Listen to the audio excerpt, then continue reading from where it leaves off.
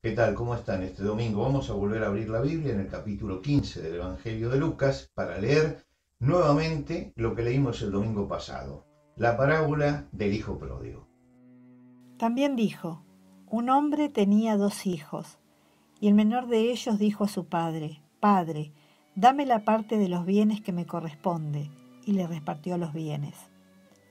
No muchos días después, juntándolo todo, el hijo menor se fue lejos a una provincia apartada, y allí desperdició sus bienes, viviendo perdidamente. Y cuando todo lo hubo malgastado, vino una gran hambre en aquella provincia, y comenzó a faltarle.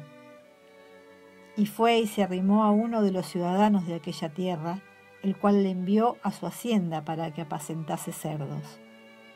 Y deseaba llenar su vientre de las algarrobas que comían los cerdos, pero nadie le daba. Y volviendo en sí, dijo: ¿cuántos jornaleros en casa de mi padre tienen abundancia de pan, y yo aquí perezco de hambre? Me levantaré e iré a mi padre, y le diré: Padre, he pecado contra el cielo y contra ti, ya no soy digno de ser llamado tu hijo. Hazme como a uno de tus jornaleros. Y levantándose, vino a su padre. Y cuando aún estaba lejos, lo vio su padre, y fue movido a misericordia, y corrió, y se echó sobre su cuello, y le besó. Y el hijo le dijo: Padre, he pecado contra el cielo y contra ti, y ya no soy digno de ser llamado tu hijo. Pero el padre dijo a sus siervos: Sacad el mejor vestido y vestidle, poned un anillo en su mano y calzado en sus pies, y traed el becerro gordo y matadlo, y comamos y hagamos fiesta, porque mi hijo muerto era, y ha revivido, se había perdido, y es hallado. Y comenzaron a regocijarse.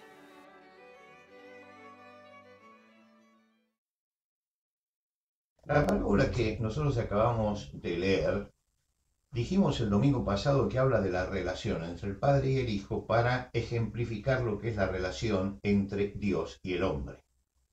El domingo pasado miramos a Dios como Padre. Hoy yo quería que nos centráramos en el Hijo. ¿Por qué se va el Hijo de su casa? Bueno, el Hijo se va de la casa porque siente que la casa, que el hogar, que allí donde está el Padre, es una cárcel. Y él necesita otra forma de vida.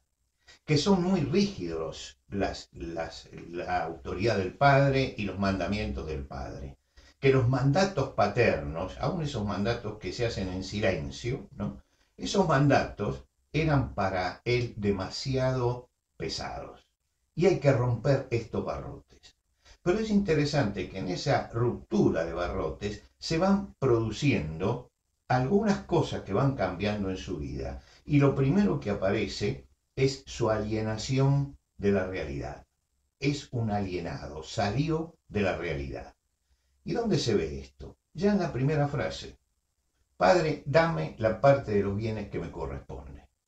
Entre los hebreos, como dijimos, el hecho de que se repartiera la herencia antes de la muerte del padre era voluntad del padre hacerlo si quería dejar las cosas en cierto orden.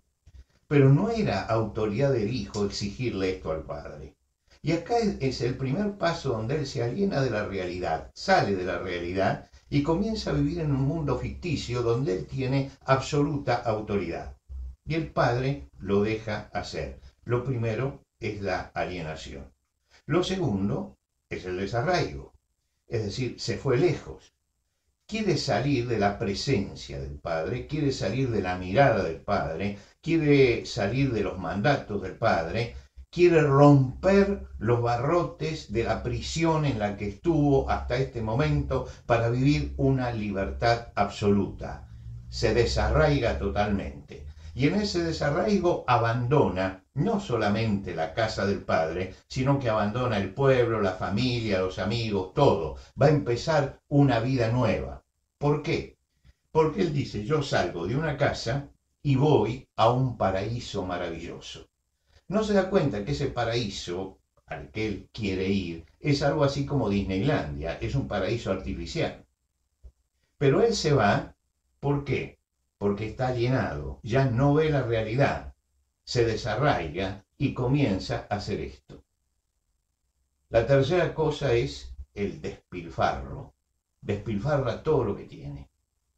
Ese despilfarro hace que tiempos y fuerzas se despilfarren también.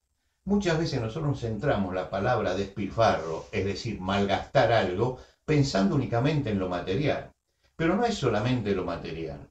Él lo que estaba perdiendo no era solamente la herencia del padre, estaba perdiendo tiempo en su vida, estaba perdiendo fuerzas, estaba perdiendo juventud.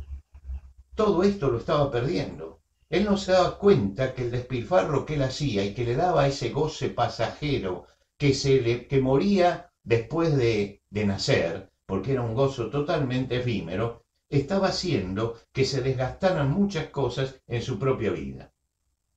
Y llega un momento en que tiene que chocar contra la realidad. ¿Y cuándo choca contra la realidad? Cuando se da cuenta que esto no es Disneylandia. ¿Por qué? Porque llegó una carestía grande en el pueblo y esa carestía del lugar hizo que, bueno, que las cosas ya no fueran las que él pensaba y él ya no tenía dinero y él necesitaba vivir en ese momento y no tenía recursos. Y juntamente con por supuesto, juntamente con el dinero se fueron los amigos, se fueron los conocidos, se fueron todos, porque estamos en una provincia donde se vive el jolgorio de la vida. Y entonces, cuando no aparece esto, entonces hay que abandonarlo. Y el hijo entonces en ese momento es abandonado. ¿Y qué hace? Voy a buscar trabajo. Pero en un momento de carestía no hay trabajo. Y lo único que consigue es apacentar cerdos. Ahora, esto para él, dentro del contexto en que Jesús habla, que sería una familia judía, era lo peor que le podía pasar. Porque el cerdo es para los judíos un animal inmundo. Y la carne de cerdo es una carne inmunda. Por lo tanto, no se crían cerdos. Pero él resulta que tuvo que ir y bajarse hasta el chiquero. Lo que quiere decir que comenzó porque se sentía frustrado, salió de la realidad, se desarraigó, despilfarró todo y ahora llega a la mayor degradación. Es la pérdida de su dignidad. Ahora ya está en el barro. Ahora ha perdido totalmente la dignidad. Y es entonces cuando se produce la contramarcha. Dice, volviendo en sí. Volviendo en sí quiere decir, tuvo que salir del mundo ilusorio en el que él vivía para empezar a enfrentar realmente la realidad. ¿Y qué fue lo que le demostró la realidad? La realidad le demostró que la cárcel no era tal, sino un hogar. ¿Cuántos jornaleros en casa de mi padre tienen abundancia de pan y yo aquí perezco de hambre? Ahí es cuando él recapacita sobre todo eso y se da cuenta que los mandatos del Padre, lo aprende duramente, pero se da cuenta que los mandatos del Padre no son mandatos prohibitivos que frustran a la persona, sino son indicaciones para que la persona no se frustre en la vida haciendo cosas que no debe. Cuando leemos los 10 mandamientos nos encontramos, y esto es lo que dice mucha gente, sí, pero dice no, no, no. Pero lea usted detenidamente esos no. ¿Qué está diciendo Dios? ¿Está frustrando a la persona? ¿Está anulando a la persona con ese no? No, lo está protegiendo. Le dice, no hagas esto porque las consecuencias son tremendas. Ahora, si nosotros sentimos que los mandamientos son una cárcel, vamos a empezar a vivir la ilusión de el joven este. El mundo no es Disneylandia, es la realidad esta que vivimos todos los días. Y en esa realidad tenemos que tener ciertos límites y lo que Dios hace es marcarnos ciertos límites porque si pasamos esos límites nos vamos a perjudicar nosotros. Transgrediendo los mandamientos de Dios y dejando la casa del Padre y olvidándonos de Dios, no le hacemos mal a Dios, nos hacemos mal a nosotros mismos. Quiere decir que el problema está allí. Él llega a la miseria total y tiene que empezar a salir de la alienación. ¿Y cómo sale de la alienación? En primer lugar, piensa en cómo se vive en la casa del Padre. Y entonces se arrepiente. Dice, tengo que decirle, Padre, he pecado. El arrepentimiento no es más que esto.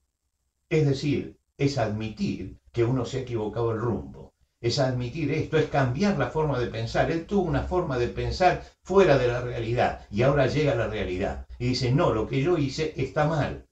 Se arrepiente, pero el arrepentimiento es un asunto de corazón. Es algo que pasa dentro de él. Inmediatamente toma una decisión, dice, me levantaré e iré a mi Padre. Esto sería la conversión. El arrepentimiento me lleva a la conversión. El arrepentimiento hace que yo me dé cuenta del mal que me he hecho y que dé vuelta a mi vida en la práctica para acercarme nuevamente a la casa del Padre. Y él inicia ese camino de retorno. Inicia ese camino de retorno y llega lejos, viéndolo el Padre, sale a recibirlo, lo recibe y cambia la vida de él. Es decir, él lo transforma, la llegada a la casa del Padre transforma su vida. Sacad el mejor vestido y vestidle, es decir, devolvámosle al hombre la dignidad que tiene. No puede venir en harapos y con toda la mugre de un chiquero en el cuerpo. Y entonces hay que limpiarlo a este joven y se le coloca el mejor vestido porque se transforma la vida y el hombre vuelve a la dignidad que perdió. En segundo lugar, el anillo en su dedo. El anillo se usaba para sellar documentos. El anillo era la prueba de autoridad. El padre tenía un anillo con su sello y cuando tenía que firmar un documento lo ponía. Y esa es la autoridad que tenía como padre. Y el padre le dice, vuelves a tener la autoridad que tenías. Ahí tienes el anillo. El anillo sella la autoridad. Y calzados en sus pies, ahora va a poder caminar por otros caminos. Va a poder andar por otros senderos. Ahora, él ha retomado su condición humana en su plenitud, porque ha vuelto al Padre, porque ha vuelto a Dios.